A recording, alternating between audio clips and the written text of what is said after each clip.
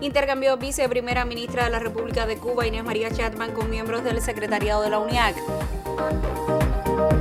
Desarrollan a través de plataformas digitales encuentros de teatristas latinoamericanos y caribeños convocado por Casa de las Américas. Y celebra hoy la danza cubana, el medio siglo del estreno de Zulcari del coreógrafo Eduardo Rivera.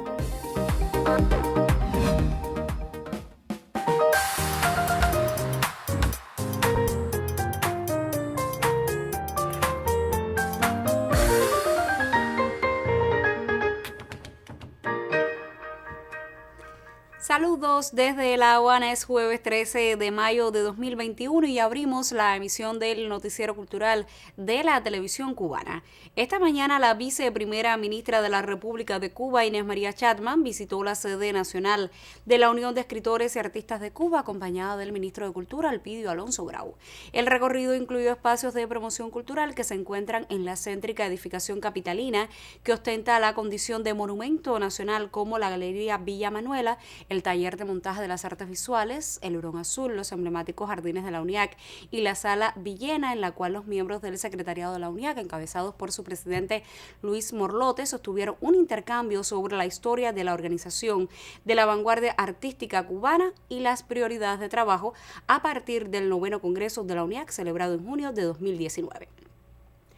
La importancia de la cultura para el mejoramiento de la calidad de vida de nuestra población y el modo en que las expresiones artísticas pueden favorecer el desarrollo integral de comunidades de difícil acceso centraron parte del intercambio con la viceprimera ministra, quien conoció sobre las más de 200 experiencias comunitarias lideradas por miembros de la UNIAC en todo el país y llamó a potenciar los vínculos con las organizaciones y líderes comunitarios para ayudar a transformar realidades en diversos territorios.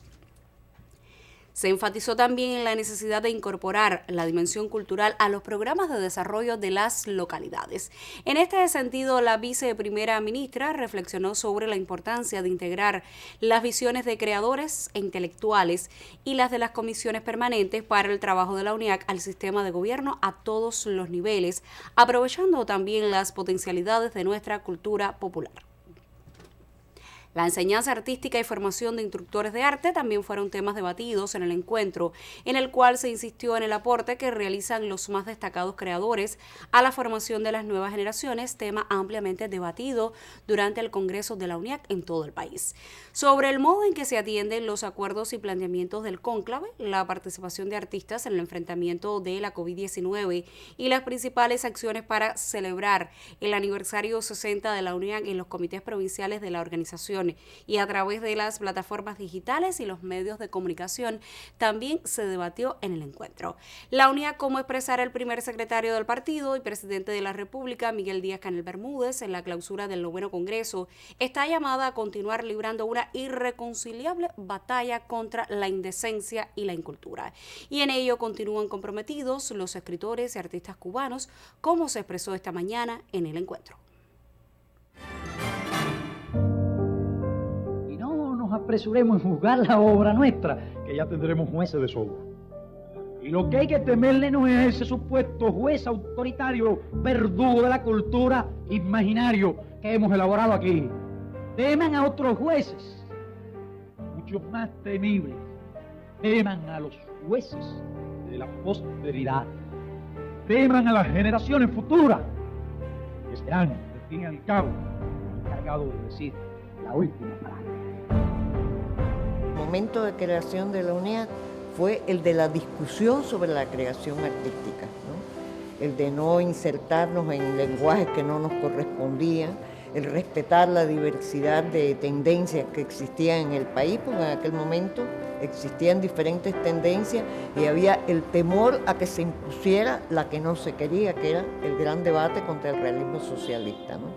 Eso se discutió en las palabras de Fidel a los intelectuales, y cuando se abrió la UNIAC, lo que Fidel llamó en un principio crear una asociación, que después se transformó en la palabra unión, porque esa era la palabra exacta de lo que se quería. Unión de todas las creaciones, unión de todas las tendencias. Ha servido para evitar a través de los tiempos muchos problemas o muchas crisis que se avecinaban sobre la cultura cubana. Nunca la UNIAC estuvo desvinculada del fenómeno social de la revolución, nunca, jamás.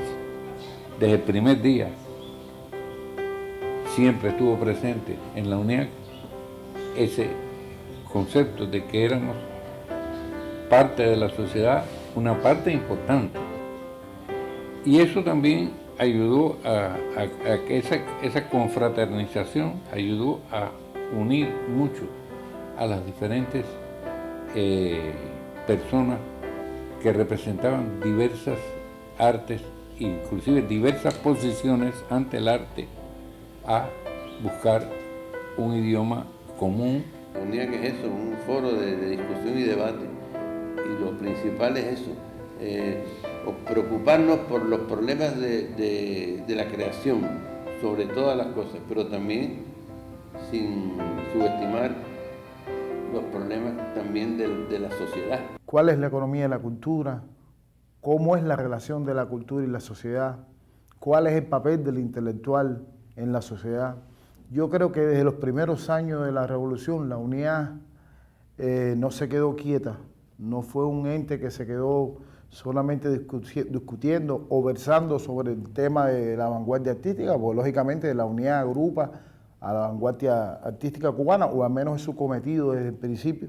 No se quedó ahí, salió a discutir, salió a cuestionar, salió a aportar también al resto de la sociedad, ¿no? No podemos negar que ha sido en ocasiones el interlocutor necesario entre esas bases sociales y las estructuras estatales y gubernamentales. En muchos temas, la que ha logrado interpretar algunos de los problemas que tiene la sociedad, que han sido inclusive parte del programa revolucionario, pero que no se han logrado concretar por muchas razones. La UNIAC es una organización de artistas con mucho presente y además una organización útil porque ayuda a resolver problemas y muchas veces no se menciona ese aspecto tan importante.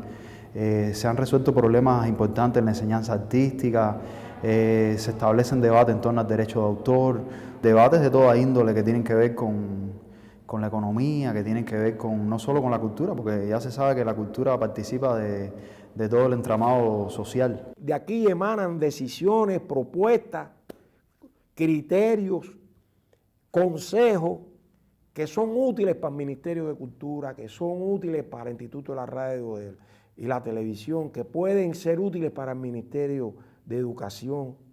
Son tiempos muy complejos de confrontaciones culturales, ideológicas, políticas, y la UNIAC debe seguir fiel a su vocación de fidelidad y de rescate de la cultura nacional. La primera preocupación de todo revolucionario tiene que ser defender la revolución.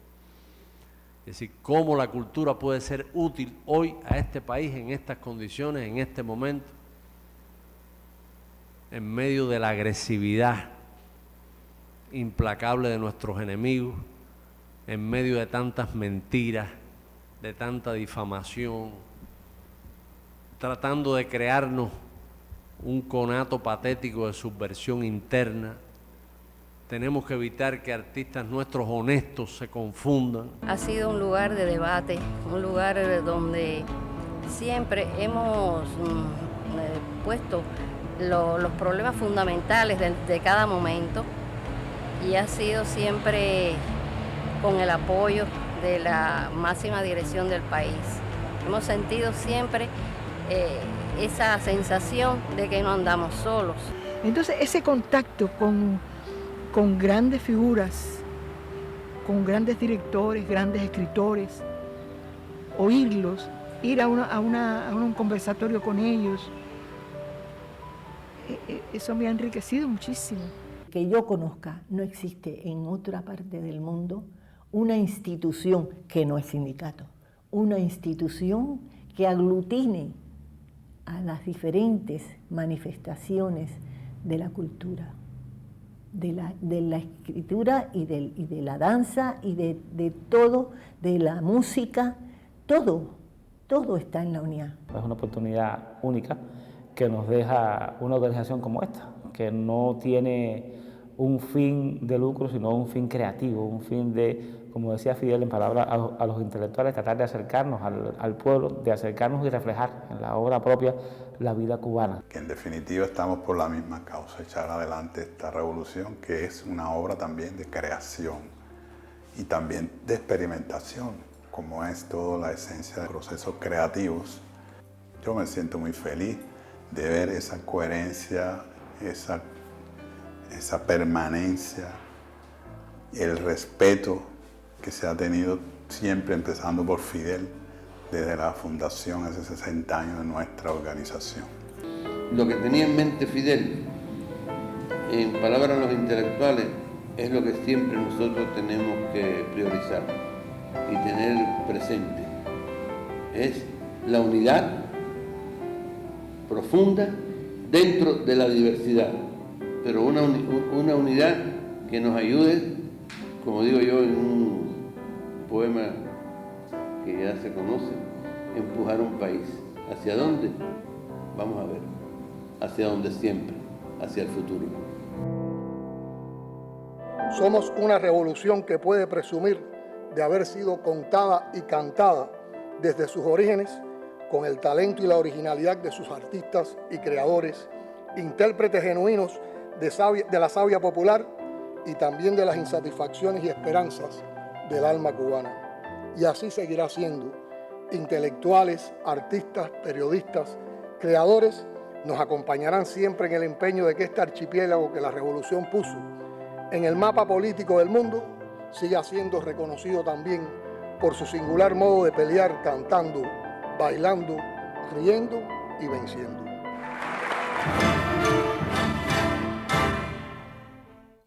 Ahora vamos a hacer una pausa en nuestro recorrido informativo y al regreso abrimos la sección Contrapunteo para dar continuidad a nuestro debate semanal, los desafíos de la bibliotecología en Cuba ante los avances tecnológicos. Enseguida estoy de regreso.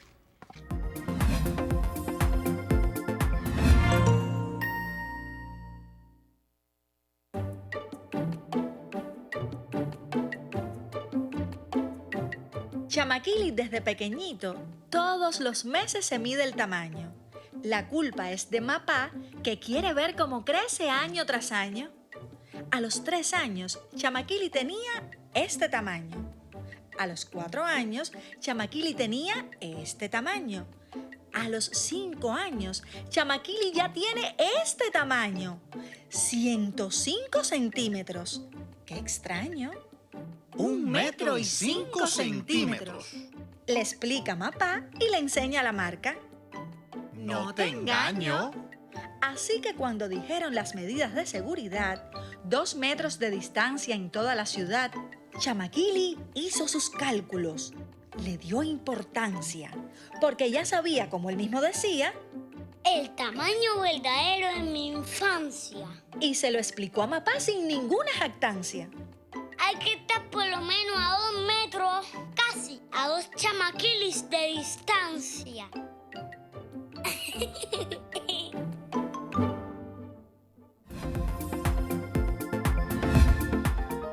Una veintena de artistas y estudiosos participaron hoy en el encuentro de teatristas latinoamericanos y caribeños convocado desde Cuba por Casa de las Américas de manera virtual. El encuentro online reemplaza la temporada de teatro latinoamericano y caribeño Mayo Teatral, cuya edición bienal se pospuso hasta 2022 debido a la emergencia sanitaria provocada por la COVID-19. Un equipo de nuestro noticiero les cuenta más. Cada 2 años el mes de mayo se convierte en capital teatral de nuestro país en ocasión de la jornada de teatro latinoamericano y caribeño Mayo Teatral que organiza la Casa de las Américas. Ante la actual situación sanitaria, la edición de 2021 ha quedado pospuesta y aquí se desarrolla el encuentro de teatristas latinoamericanos y caribeños. Prestigiosos académicos y líderes de proyectos teatrales del continente se dieron cita en este encuentro virtual moderado por la directora de teatro de Casa de las Américas, Vivian Martínez Tavares. Con el tema central Escena y Desafíos, creadores como Patricia Ariza, fundadora del colectivo colombiano Teatro de la Candelaria, expusieron los retos de agrupaciones teatrales latinoamericanas ante la actual crisis sanitaria y económica que viven diversas naciones del continente. Por su parte, Sergio del Carvalho, director del colectivo brasileño Teatro de Latón, expuso en la ocasión la necesidad de consolidar alianzas y estrategias por la subsistencia de agrupaciones que amenazan con su desaparición ante el actual contexto sociopolítico. Desde nuestro país, el director de Argos Teatro, Carlos Celdrán, reafirmó la labor del sistema cultural cubano y la subversión de nuestros proyectos escénicos como forma de apoyo a los creadores del teatro. Destacó también Celdrán el uso de otros soportes como las redes sociales para la visualización y promoción del quehacer de los teatristas, no solo en Cuba, sino también en el resto del mundo. Ante el complejo contexto sanitario, económico, político y social latinoamericano, el teatro se erige como reflejo de ese panorama y resistencia ante las amenazas de su existencia, al decir de varios teatristas en la cita. El encuentro virtual de teatristas latinoamericanos y caribeños desarrollado aquí en Casa de las Américas ha sido ocasión para tomar el pulso a la creación escénica de nuestro país y también de otras naciones del continente. Para mayo de 2022 se prevé la realización de manera presencial de la Jornada de Teatro Latinoamericano y Caribeño Mayo Teatral. Daniel González Cabello, Noticiero Cultural. Y el 13 de mayo de 1971, 3 parejas del entonces Conjunto Nacional de Danza Moderna y Danza Contemporánea de Cuba estrenaron en la Sala García Lorca la que está considerada una de las obras más emblemáticas de la danza cubana, Zulcari, de Eduardo Rivero. A medio siglo de ese acontecimiento histórico, esa coreografía mantiene singular actualidad y resalta valores esenciales de la cultura cubana en su diálogo permanente con el acervo universal. En las redes sociales de Danza Contemporánea de Cuba se estrenó hoy el documental Zulcari, clásico de los realizadores Adolfo Izquierdo y Yuris Nórdido, que destaca la trascendencia de esta creación.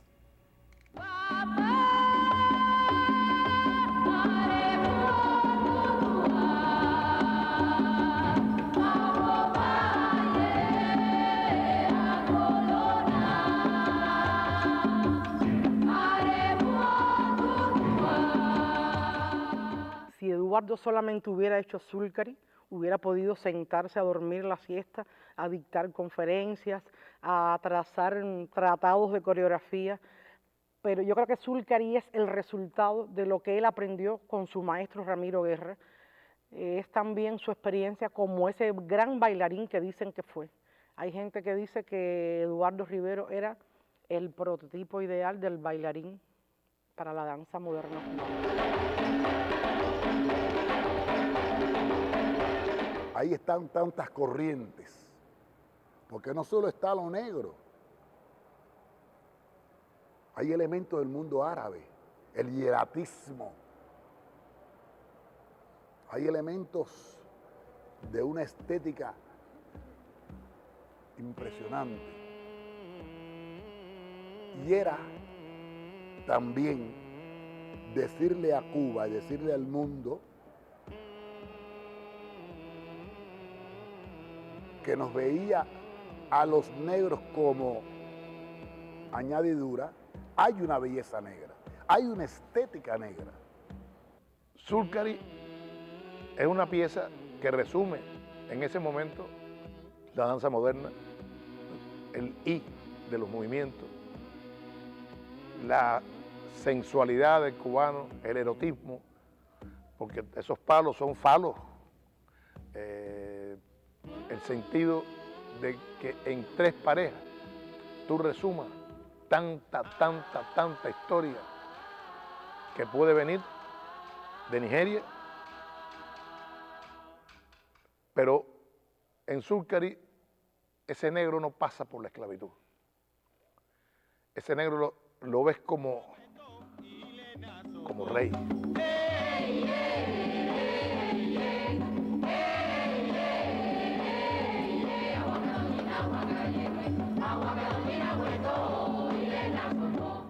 Fue la primera vez que yo comencé verdaderamente a dialogar con un tambor batá. No antes no, yo venía del jazz, de otras cosas. Sin embargo, fue como abrir las puertas de mi identidad.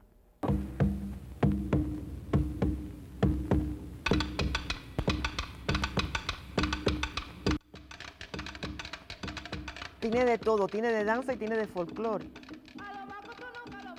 Y esas cosas, cuando están unidas, la música y las posiciones y la forma de hacer, yo creo que no pasa de moda.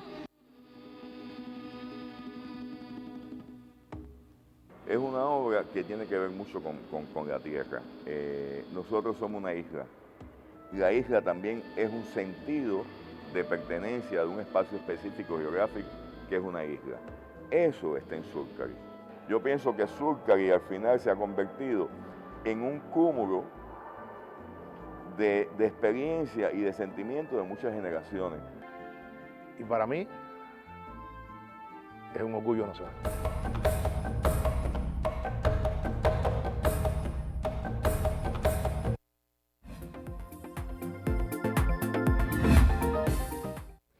Abrimos nuestra sección Contrapunteo que esta semana dedicamos a reflexionar sobre los desafíos de la bibliotecología en Cuba ante los avances tecnológicos, y hoy recibo en el estudio a Omar Baliño, quien es el director de la Biblioteca Nacional José Martí. Muchísimas gracias, Omar, por aceptar nuestra invitación. Gracias, Indira. Y justamente quiero comenzar esta entrevista con una pregunta que nos dejaba ayer un televidente. ¿Por qué es tan necesario hoy las bibliotecas cuando ya casi todo lo podemos encontrar en el ámbito digital? Bueno, cuando escuché la pregunta ayer, dije, viene para mí hoy, pero es lógico. Y en realidad, si encontramos tantas cosas en el móvil, mira uno aquí, desde que se hacen muchas cosas, y es muy importante, en realidad abarca toda la esfera digital.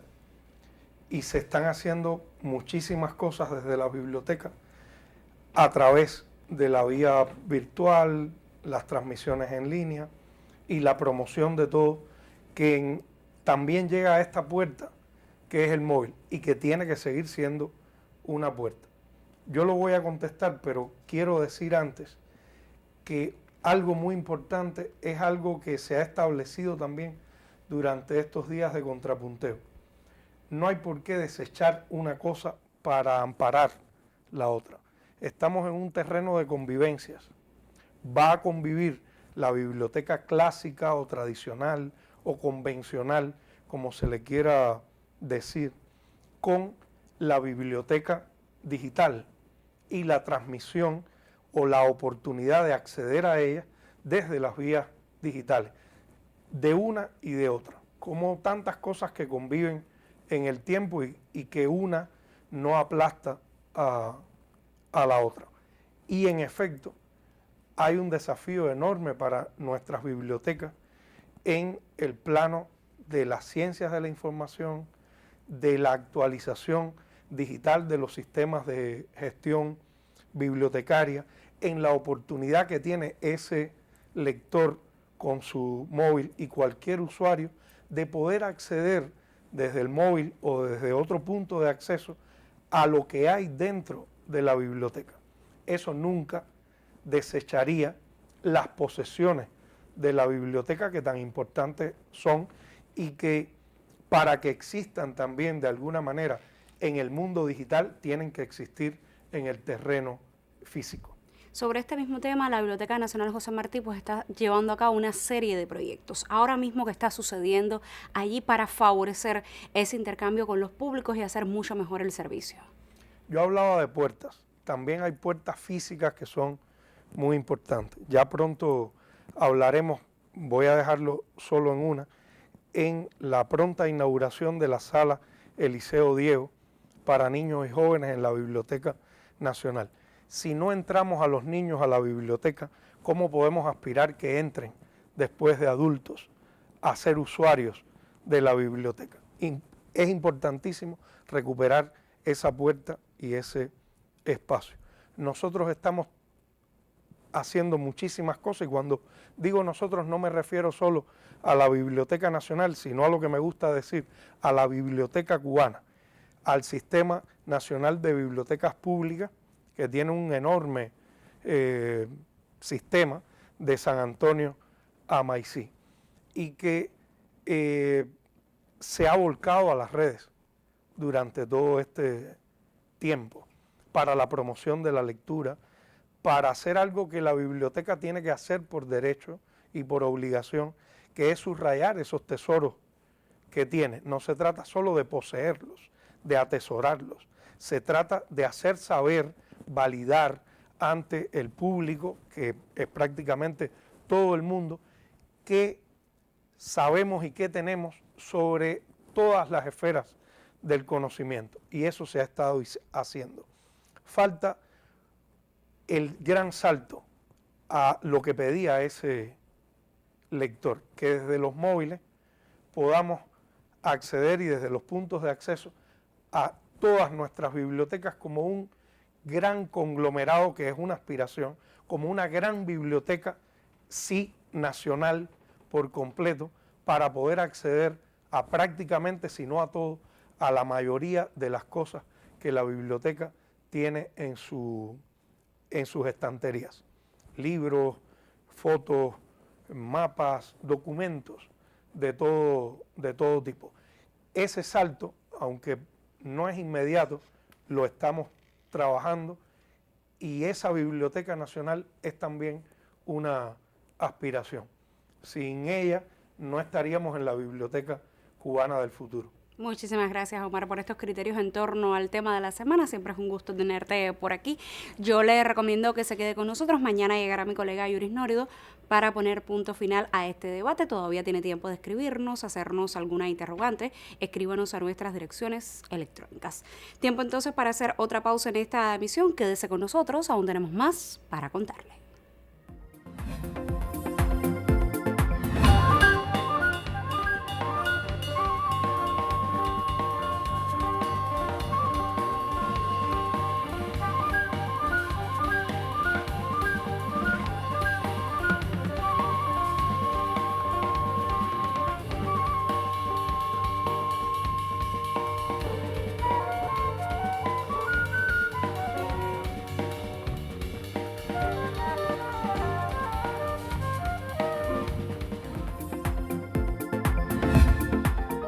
En la Galería Amalia del Fondo Cubano de Bienes Culturales en Camagüey se exhibe la muestra de arte abstracto Registro Abierto del creador visual Oscar Junior Rodríguez por sus 25 años de vida artística. Los detalles los tiene nuestra corresponsal. El abstraccionismo está vivo dentro del arte cubano. Oscar Junior Rodríguez defiende ese movimiento y expresa su sentido de lo abstracto. En la Galería Amalia del Fondo Cubano de Bienes Culturales en Camagüey exhibe su muestra Registro Abierto, que contiene 90 piezas en varios soportes. Incluye pintura mixta sobre discos de vinilo, pintura mixta sobre lienzo, mixta sobre papel, mucho material, materiales diversos. Pero en realidad aquí, más que pintura, más que artes visuales, es como un despliegue de poesía, un despliegue casi musical, donde la improvisación viene apoyada por la intuición, viene apoyada por la música también. Más que pinturas, son casi partituras musicales de improvisaciones que voy realizando diariamente. El público puede acercarse a la obra de este creador visual con 25 años de vida artística. Actualmente el autor se desempeña como profesor de la Academia de las Artes Vicentina de la Torre y director artístico de la Sala Internacional de Cerámica de Arte. Hace ya más de 10 años que vengo coqueteando con la abstracción y con haciendo como una especie de paralelo con la figuración, con mi pintura figurativa. Pero la abstracción me ha dado posibilidades y libertades que no me da la figuración, sobre todo en esto que hablaba de la poesía visual. Talento, imaginación y universo creativo se entrelazan en la exposición Registro Abierto de Oscar Junior Rodríguez. Expresa su realidad desde la poética de lo abstracto. En Camagüey, Aimee Amargós, Noticiero Cultural. Punto final. En esta emisión del Noticiero Cultural le pusimos al tanto del recorrido de la viceprimera ministra de la República de Cuba, Inés María Chapman, por la sede de la Unión de Escritores y Artistas de Cuba y del intercambio que sostuvo con miembros del secretariado de la Organización de la Vanguardia Artística Cubana. Conoció también sobre el desarrollo a través de plataformas digitales del encuentro de teatristas latinoamericanos y caribeños convocado por Casa de las Américas y destacamos la celebración hoy del medio siglo del estreno de Zulcari del coreógrafo Eduardo Rivero. Gracias por acompañarnos en esta entrega informativa. Nosotros, por supuesto, regresaremos mañana con otras noticias del arte y la literatura en Cuba y el mundo. Hasta entonces, me despido, como siempre, con un saludo desde La Habana.